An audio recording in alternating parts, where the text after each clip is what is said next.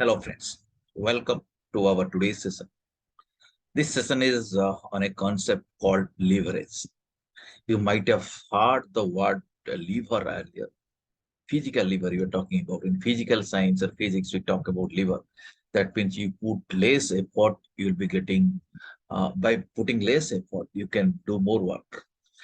Okay, so this is the concept of lever in physical science. And similar thing, the same type of concept also you use in financial management. Here, what happens with less available fund, how you will be able to generate more reward. That is the concept. This concept is called as leverage. Okay, I'll be sharing my screen with you now. This will help you to explain, and this will help you to understand. By seeing the picture itself, you can understand what is a lever and what is the concept of leverage. I think now you know what is this lever. Okay. Now you see, and in this topic, we are going to discuss all these things. What is operating leverage, what is financing leverage, and what is combined leverage. We'll be learning all these things, and we'll be doing some analysis of all these leverages.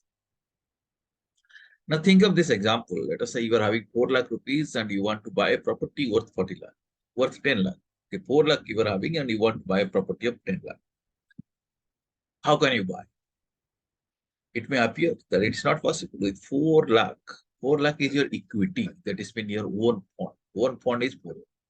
But still, can you buy the property of 10 lakh? You feel that if you are buying this property of 10 lakh rupees, it will be very useful to you. So what you can do, they can introduce some debt here. That means you are changing your capital structure. It was 4 lakh equity only. Now you are adding a debt of 6 lakh rupees. So your total capital becomes 10 lakh rupees. And with this 10 lakh, you can buy a property of 10 lakh. And we feel this 10 lakh worth property will give you good return. Okay, good return that will suffice to cover your cost of capital. Okay, this concept is called as the leverage. By putting less money, you'll be buying or uh, you'll be getting a reward which otherwise is not possible. This is called as the leverage. Now look at this picture. Just have a look. You can see by putting 10 kg of weight with proper lever, you can lift 20 kg. Okay, same concept in financial management, what you're talking about. Your cost of debt may be 10%, right? And your return on investment may be 15%, maybe 20%. So your cost can be less. You'll be using some capital where cost is less and return will be more. This is called as the concept of leverage, right? Okay, suppose if we say ROI is 15%, cost of capital is 10%. So if I calculate a leverage ratio, you can say 15 by 10. Is it not? That is 1.5. So this is how leverage ratios are calculated. Simple understanding of leverage is like this. Here is one more example I'm showing you. This will also help you to understand things in a better way. Just try to understand. Assume there are two managers. This is manager A and this one is manager B. Two managers are there. And they are doing business with a total capital of 200 and 200 each. You might think it as 200 lakhs or 200 crores. For simplicity, we have taken 200, 200. Both are doing business with a capital of 200. But look at their capital structure. In case of A, equity is 100 and debt is 100. Debenture bond is 100. Total is 200. And debt is what? 8% debenture or 8% bond. It is 100. In case of B, it is all equity farm. The B has got no debt. He is having only equity, but capital is 200. And let us assume all of them, or that is both of them, are earning return, which is 10%. That means projects are equally good. And then generating 10% return. So on 200, 10% comes to 20 rupees. So both of them are generating 20 rupees each. Out of this 20 rupees, what A will do? First pay the interest on rupees 100 bond. So 8 rupees has to be paid. He will be having 12 rupees in his pocket. This will be distributed to the shareholders. Okay. And shareholders, shareholder capital is 100 rupees. 12 rupees will be distributed. He can declare a dividend of 12%. But come to B. B is also generating 20 rupees. He will not have to pay any interest. So entire 20 rupees will be distributed to the shareholders, but his shareholding is how much? 200. So he can give only 10%. Now you got some idea, or you must have understood that even if earning is same by changing the capital structure or by leveraging the capital structure, here is a company who is paying more dividend. Okay, another company which is an all equity firm is paying relatively less dividend. Manager A is paying 12% dividend. Manager B is paying 10% dividend. Even if their earning is same in absolute number, 2020. Okay. So with the same earning, it is also possible to pay more dividend.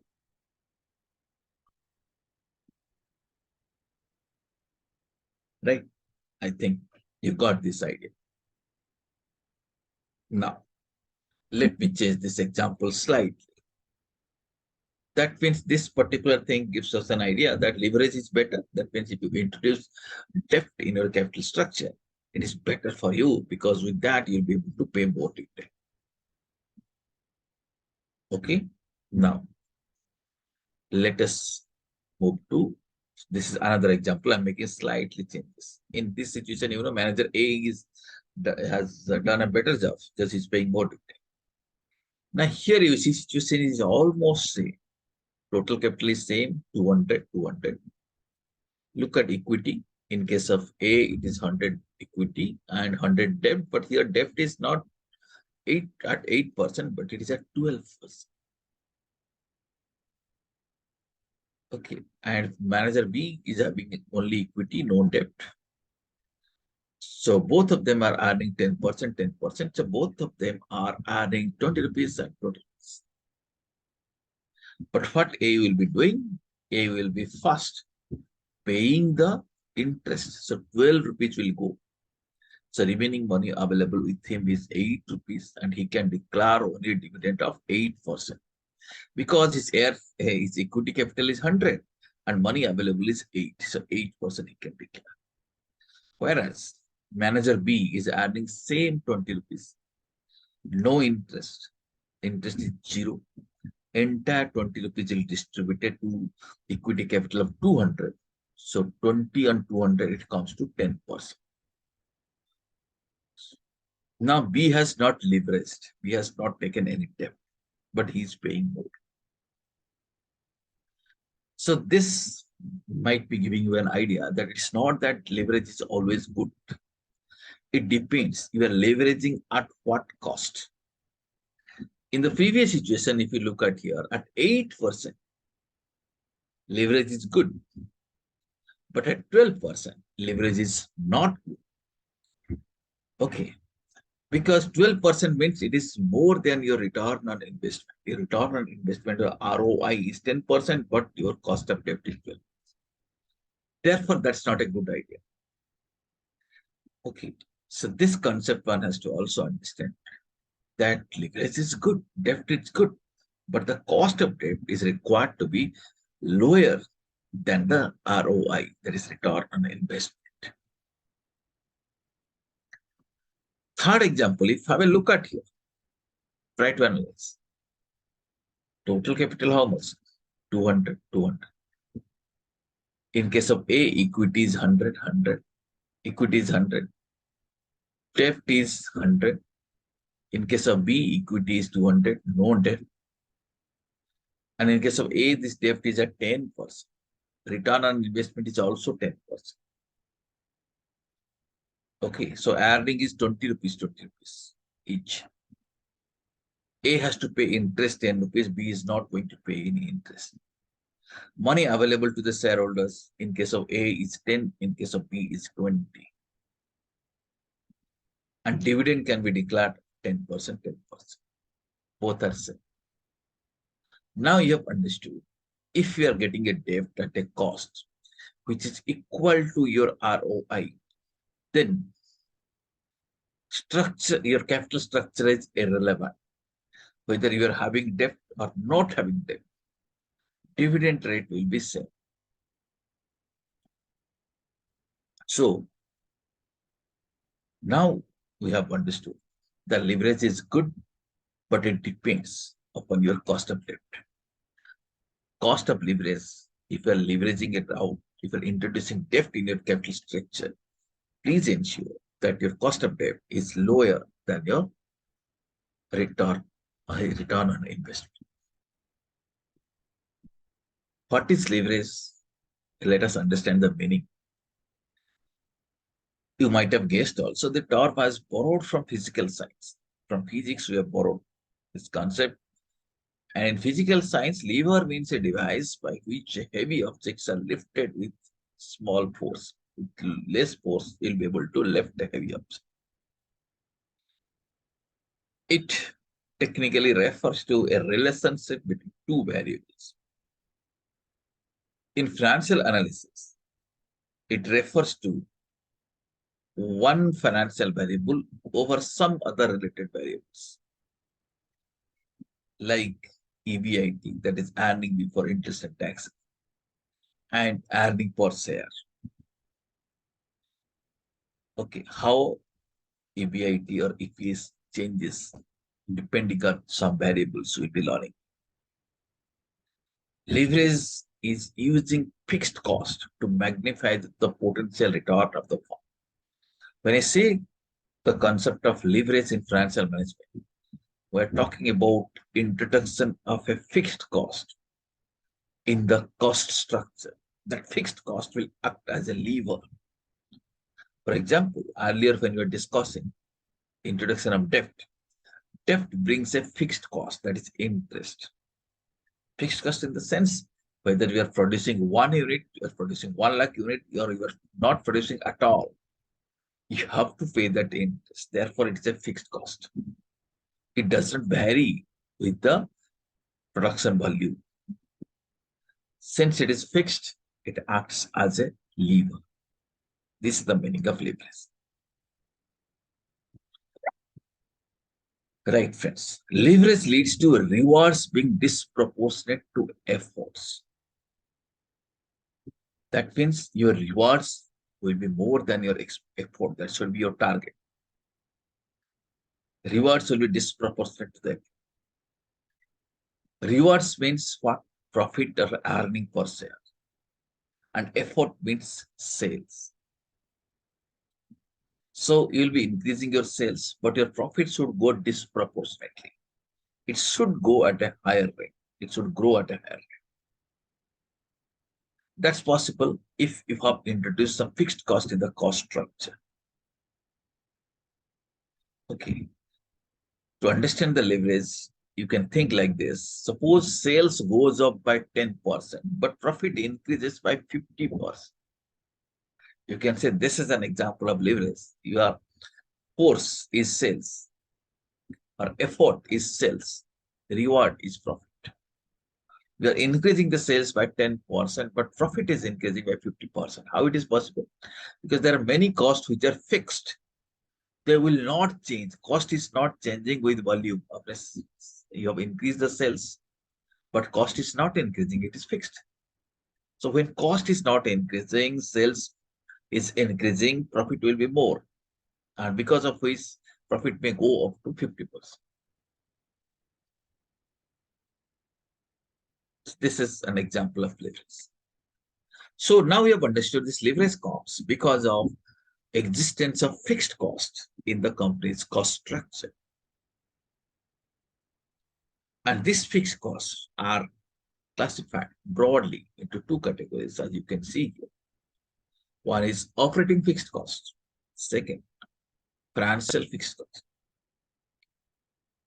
What are these operating fixed costs? They are the fixed cost of the product. It may include rent, depreciation. So these are the costs. If you look at this fixed product cost, rent, depreciation, they do not vary with your volume of products. If whether you're producing 10 units or 1 lakh units, they will remain same. You'll be paying same amount of rent, same amount of depreciation will be charged. Okay, so they're called fixed operating costs. And what are these financial fixed costs? Financial fixed cost means mostly this interest cost. If you have taken a loan, you have to pay interest irrespective of your production value. So our first understanding is that leverage is good or bad depends upon your cost involved. And leverage comes because of fixed costs. When you introduce fixed costs in the cost structure, that brings leverage. Because when fixed costs are there, they will not proportionately vary. So when a volume increases, a particular cost remaining fixed, so my profit increases or reward increases disproportionately.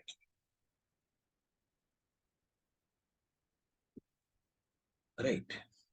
And these two type of fixed costs gives us two different kind of leverage. Now look at this chart. It is talking about a concept called as the total leverage, also called as combined leverage. But combined leverage is again a function of different type of leverage. One is operating leverage, second is financial leverage. Operating leverage arises due to existence of fixed cost in the product's cost structure. If we are producing something, if its cost structure, there is some fixed cost, then it will bring operating leverage. Financial leverage comes due to existence of fixed charges like interest in the source of finance. That means in the capital structure. In the capital structure, if there is a fixed charge, then that will bring financial leverage. Now, these are the formula to calculate this. Formula for operating leverage is that you can see contribution by PBIT. What is contribution? You'll be learning. Right now, just understand contribution means sales minus variable cost. Sales minus variable cost is the contribution. Contribution divided by PBIT, that is profit before interest and tax, will give you operating leverage. And what is financial leverage? PBIT by PB, that is profit before interest and tax, divided by profit before tax. That is called as financial leverage. And what is combined leverage? Combined leverage means this leverage multiplied with this leverage. So this multiplied with this. If you multiply this PBIT in the denominator, here PBIT in the numerator gets cancelled. So effectively, we are getting contribution by PBT. So the formula for combined leverage is contribution by profit before tax. Okay, friends, we got a fair idea about what is leverage and what is the basic formula for this. Let us take a short break here. We are going to catch up in 5 minutes. Thank you.